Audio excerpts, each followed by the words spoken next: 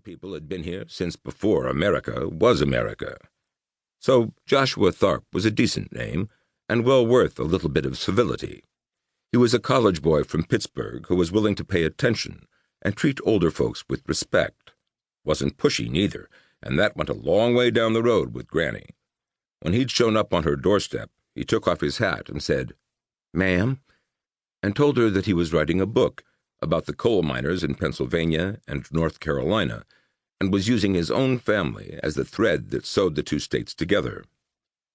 Now they were deep into their third porch sitting, and the conversation wandered a crooked mile through late afternoon and on into the full dark of night, talking about Granny and her kin, and about the Tharps here and the Tharps that had gone on.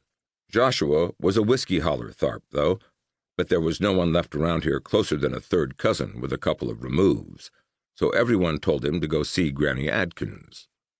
"Hell, son," said Mr. Spudders at the post office.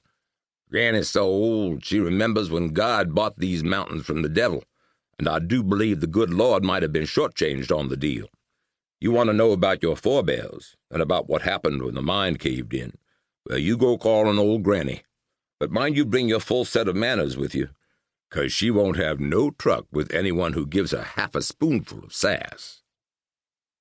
Granny knew that Spudders said that because the old coot phoned and told her. Wrigley Spudders was a fool, but not a damn fool. Come calling is exactly what young Joshua did. He came asking about his kin. That was the first day, and even now they'd only put a light coat of paint on that subject. Granny was old, and she was never one to be in a hurry to get to the end of anything, least of all a conversation. Joshua's people, the true whiskey-holler Tharps, were a hard-working bunch, worked all their lives in the mines, boy to old man.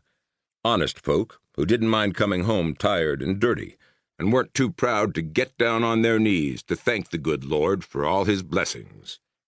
Shame so many of them died in that cave-in. Lost a lot of good and decent folks that day. 42 grown men and 7 boys. The devil was in a rare mood that day, and no mistake. Guess he didn't like them digging so deep. Granny cut a look at the young man as he sat there studying on the sounds the night brought to him.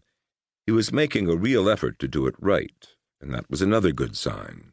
He came from good stock, and it's nice to know that living in a big city hadn't bred the country out of him. "I can't figure it out," said Joshua, shaking his head. "What is it?" Granny crushed out her cigarette and lit another one, closing her eyes to keep the flare of the match from stealing away her night vision. She lit the cigarette by touch and habit, shook the match out, and dropped it into an empty coffee tin that had an inch of rainwater in it. She said, "What's it sound like?" That was a test. If the boy still had too much city in him, then there would be impatience on his face, or in his voice, but not in Joshua's. He nodded at the question and once more tilted his head to listen. Granny liked that, and she liked this boy, but after a few moments Joshua shook his head. "I don't know. It's almost like there are 2 sounds, the, moan, and something else, like a faint clinking sound." "Do tell," she said dryly, but with just enough lift to make it a question. "Like maybe the wind is blowing through something, a metal fence, or I don't know. I hear the clink and the moan, but I can't hear either of them really well." He gave a nervous half-laugh. "I've never heard anything like it." "Never?" "Well, I don't spend a lot of time out of doors," he confessed. "I guess I haven't learned how to listen yet, not properly anyhow. I know Granddad used to talk about that, about shaking off the city so you could hear properly, but until now I don't think I ever really understood what he was saying." Another soft moan floated over the trees. Strange and sad it was, and Granny sighed. She watched Joshua staring at the darkness, his face screwed up in concentration. Granny gestured with her cigarette. "What do you think it might be?" "Is it some kind of animal?" "What kind of animal would make a sound like that, do you suppose?" They sat for almost 2 minutes, waiting between silences for the wind to blow. Joshua shook his head.